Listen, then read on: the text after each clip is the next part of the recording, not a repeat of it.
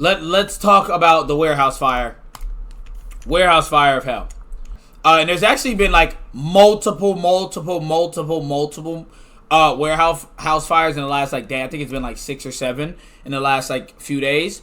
Let me tell you, what cannot say. Well, I know what I can't say, but I know what I'm going to say. I'm clearing it, and I'm clearing it every single time. And let's talk about why. Let's talk about why. They were all coincidences, by the way. Yes, they were, and this is all alleged. Arson suspect in California warehouse fire allegedly compared himself to Luigi Mangione.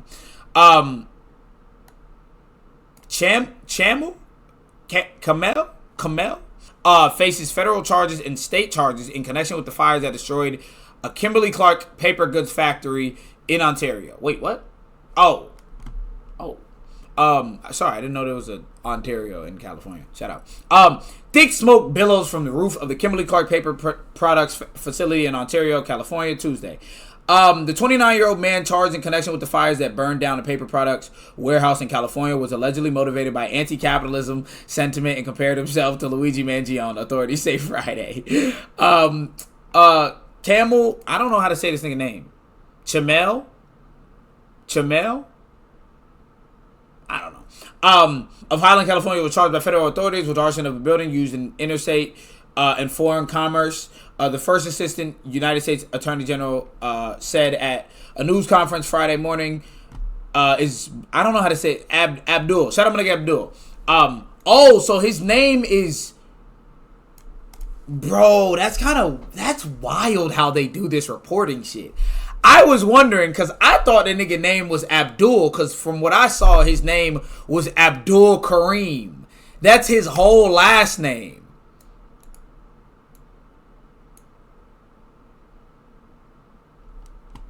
Pay attention.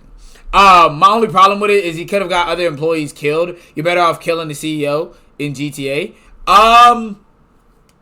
Nah. People can be replaced very fast. A 40-mile or a 1.2 million square foot warehouse cannot. Not fast. Not fast and not without a price. What you mean, Matt? I mean, the reason why, this is what I'm saying. I would never advocate for anything like this. Nigga said I would. This is the thing. This is what I'm saying. I never tell y'all to go out and burn shit, right? What I will tell you is, with fascism comes unrest, my nigga. People are fed the fuck up. People will find ways to make these CEOs, these oligarchs, these billionaires hurt. Luigi Mangione is a person that allegedly killed this United Healthcare CEO. Luigi took matters in his own hands and took this CEO's life. What that does is it creates basically it makes a statement, right?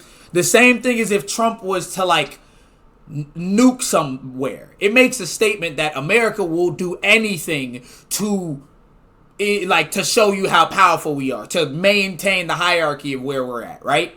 What Luigi does and kills the CEO, he's doing the exact same thing. He's saying, you think you're untouchable as a CEO, as a billionaire. You think you're untouchable, but you're not. And takes one's life. That sends a message to every CEO of every healthcare, of every insurance, of every CEO that is getting over on people, and to the working class, that something can be done. It's just not something that we advocate for, we usually like talking about. But it is something that historically happens every single time we're in a fascist regime, right? The warehouses is the exact same power move, right? And what that hits, though, is a different thing, is because, yes, you can take somebody's life away. You could also take their resources away. The same way Donald Trump and the federal government tried to take away SNAP benefits from the working class, and they did. They took away SNAP benefits. They starved people out. Same thing with TSA. They starved people out. They starved the working class out to show you that it is, we may not talk about how certain things can get done, the hard way to how things get done, but we will exert the authority to make sure those things happen. The government does it all the fucking time. Now we're starting to see the working class do it. And that's why burning down a warehouse is so significant. Is because regardless of how you may feel about actually what it is a sign of the times. People are fed the fuck up. If you keep starving the working class out, you will have some people that bend over and just become slaves to the system. But you also will have radical ass people that will not do that. And that's all I'm going to say on that. Yeah. Yeah. You feel me? Yeah. You're going to start seeing it. You're going to start seeing it. Revolution requires us to not fear being ruthless. I mean, yeah. But like also like you can't fear being ruthless because that's exactly what they are. That's what fascism is. Like, that's what the other side is just straight up ruthlessness. You know what I mean? Like you gotta deep that. Like, fighting fire with fire sometimes does mean like taking it to that next level. Attacking the produce affects the few things they care about, which is their money. Yes. Yes.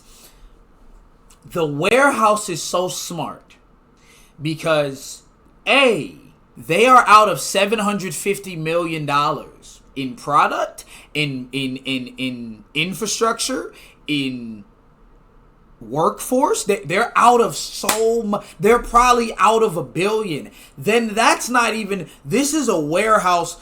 I'm assuming something like a fulfillment center where they ship things out of. If they don't ship things out of, they store things to then ship out to actual like fulfillment centers.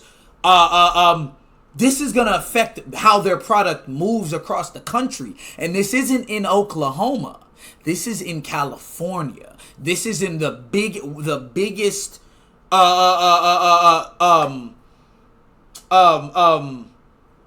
by population, the biggest state in the nation. Sorry, I couldn't think of the word I was trying to say. Meaning they have product there for a reason. There's a lot of product there for a reason. California is I'm pretty sure it's New York is the like GDP wise, I'm pretty sure New York is the first city, but like what is the state? What's the most? Surely it's California. Surely it's Cali, right? Okay, never mind.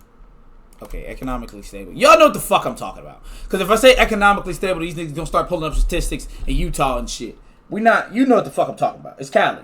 An initial estimate found the paper products inside the warehouse to be $500 million, with the building itself worth $150 million.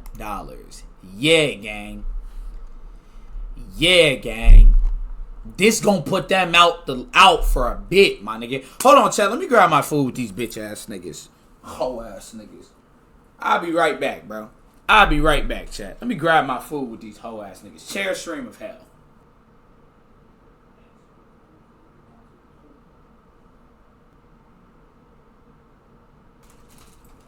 Wagwan youth.